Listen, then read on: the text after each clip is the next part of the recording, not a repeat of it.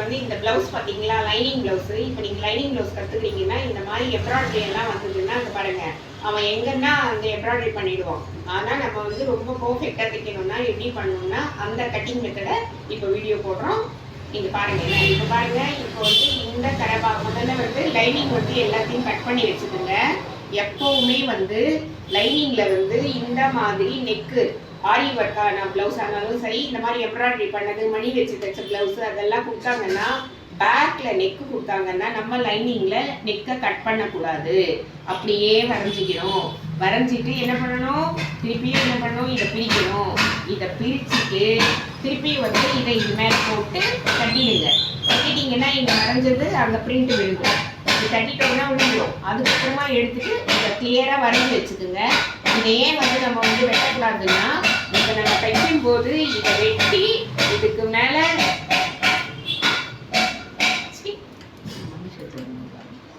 இதை பாருங்க, இப்படி வச்சு நம்ம இந்த லைனிங்கை இதுக்கு மேலே வச்சு நம்ம இதை வந்து 4 இன்ச் விட்டு இப்படியே தைக்கணும். அப்போனா அந்த நெக்கு வந்து கரெக்டாக ஃபிக்ஸ் ஆகும். இல்லைன்னு வச்சுக்கோங்களேன், நம்மளுக்கும் அதுக்கும் செட்டே ஆகாது. புரியுதுங்களா? அதனால நம்ம வந்து நெக்கு வெட்டக்கூடாது. நெக்கு வெட்டிட்டோம்னா ஏடாகுடமாக போயிடும்.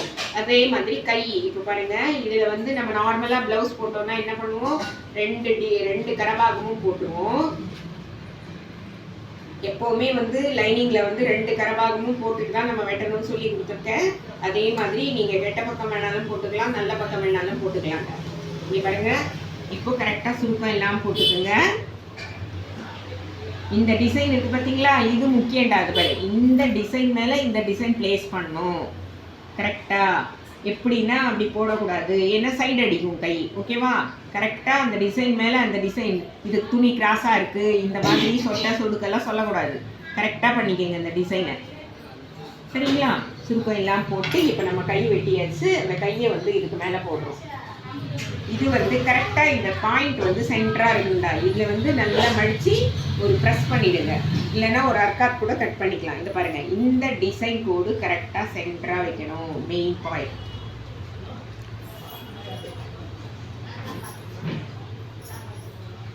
புரியுதுங்களா? இந்த டிசைனு சென்டராக வைக்கணும். இப்படி வந்ததுன்னா இதை இழுத்துக்கணுமே தவிர லைனிங்கே இழுக்கக்கூடாது. அவ்வளோதான். இப்போ குண்டூசி போட்டு பின் பண்ணிடுங்க. இப்போ வந்து நம்மளுக்கு கை வந்து எந்த ஒரு ஜாயிண்ட், இப்போ இது எவ்வளோ இருக்குன்னு நீங்கள் நினைக்கிறீங்க? ஒரு 65 சென்டிமீட்டர் தான் இருக்கும் உங்களுக்கு இந்த லைனிங். இந்த புடவை துணி அவன் எவ்வளோ கொடுத்துருக்கான்னு பாருங்கள், 65 தான் இருக்கும். சொன்னா கரெக்டாக 70, கரெக்டாக 70 இருக்குது. ஆனால் சைஸ் என்ன சைஸு? 38 + 6 44, 44 சைஸ் நம்ம தைக்கிறோம். எப்படி 70 சென்டிமீட்டரில் யாராச்சும் ப்ளவுஸ் தைச்சி கொடுப்பாங்களா? நம்ம பாருங்கள், எதுக்குமே ஜாயிண்ட் இல்லாமல் போடுவோம். அதுதான் கட்டிங் மெத்தட்ன்றது. இந்த பாருங்கள், அதே மாதிரி இந்த டிசைன் மேலே கரெக்டாக இந்த பேக் டிசைன் இதுவும் கரெக்டாக செட் பண்ணும். அந்த அடியில் நம்மளுக்கு இது இப்போ நீங்கள் தப்பாக போட்டிங்கன்னா இந்த அடியில் பாருங்கள், இது தெரியும் பாருங்கள். தெரியுதுங்களா? இங்கேன்றா இங்கே பாருங்கள், இந்த மாதிரி இருந்ததுன்னா தப்பு. ஓகேவா? இது கரெக்டாக இதுக்கு மேலே ஒரு பாயிண்ட் கூட மிஸ் ஆகாமல் இதை முதல்ல போட்டுக்கிறோம். நீங்கள் முதல்ல குண்டூசி போட்டுடுறீங்க. இப்போ அதை கரெக்ட் பண்ணுறீங்க. இப்போ இந்த பேக்கை எடுத்து கரெக்டாக மடித்து அங்கே போடுறீங்க. இப்போ பாருங்கள், இங்கே கரெக்டாக இதுக்கு மேலே இந்த நெக்கு இருக்கு இல்லையா, இந்த டிசைனுக்கு மேலே 4 இன்ச் இருக்கணும். சரிங்களா? இப்போ நம்ம இங்கே வந்து கரெக்டாக போட்டோம்னா தைக்கும்போது இங்கே போயிடும். புரியுதுங்களா? அதனால் அந்த டிசைனுக்கு மேலே 4 இன்ச் இருக்கணும். இது ரெண்டும் ஈக்குவலாக இருக்கணும். இப்போ இதை பின் பண்ணிடணும். சரிங்களா? அதுக்கடுத்து இந்த இடத்துல வந்து ஃப்ரண்ட் வைக்கிறோம். இந்த இடத்துலையும் வச்சுக்கலாம் நம்ம. நான் ஏற்கனவே சொல்லி கொடுத்தா மாதிரி இது வருங்க. இங்கேயும் கரெக்டாக இருக்குது. அந்த இடத்துல பிரிச்சுட்டிங்கன்னா ஜாயிண்ட்டே வராது பெல்ட்டுக்கு. இப்போ இது ஜாயிண்ட்டாக இருக்கிறதுனால இதை பிரிச்சுட்டு இப்படி மடிச்சிட்டோம்னா பெல்ட்டு வந்து அங்கே போட்டு விட்டுடலாம். இப்போ பாருங்கள், 70 சென்டிமீட்டரில் எவ்வளோ பெரிய ப்ளவுஸை நம்ம ஒரு சின்ன ஜாயிண்ட் கூட இல்லாமல் கட்டிங் பண்ணுறோம். ஸோ கட்டிங் மெத்தட் தான் மெயின்னு. நீங்கள் கட்டிங் கற்றுக்குங்க.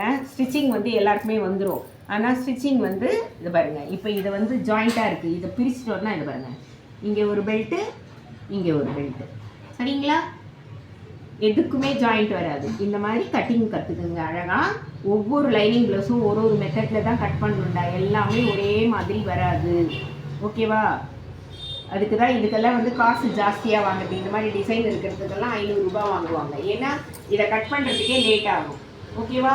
புரிஞ்சுதா? இன்னொரே ஒரே ஒரு பாயிண்ட்டு, இப்போ உங்களுக்கு வந்து இந்த டிசைன் வந்து என்ன பண்ணுவாங்க, இங்கே ஒரு கையிலையும் இங்கேயும் கொடுத்துட்டு இருந்தாங்கன்னா நம்ம என்ன பண்ணணும், இந்த சென்டருக்கு கரெக்டாக கைக்கு சென்டராக வர மாதிரி இது பாதி ஒரு கை பாதி ஒரு கை கட் பண்ணி எடுத்துட்டு எந்த பக்கம் கரெக்டாக வருதோ போட்டு மீதி இருக்கிறதுக்கு இந்த பக்கம் வந்து நம்ம ஜாயின் பண்ணிக்கணும். சில ப்ளவுஸ்லலாம் பார்த்தீங்கன்னா ஒரே பக்கமாக 2 டிசைனும் கொடுத்துட்ருப்போம். அப்போ அதுக்கேற்ற மாதிரி கட் பண்ணணுமே தவிர நம்ம இது சென்டராக தான் வரணும். அதுக்கப்புறம் மிச்சம் இருக்கிறது இந்த சைடு அந்த சைடு டபுள் சைடும் ஜாயின் போகணும். ஓகேவா? லைக் பண்ணுங்கள், ஷேர் பண்ணுங்கள், கற்றுக்குங்க. தேங்க்யூ.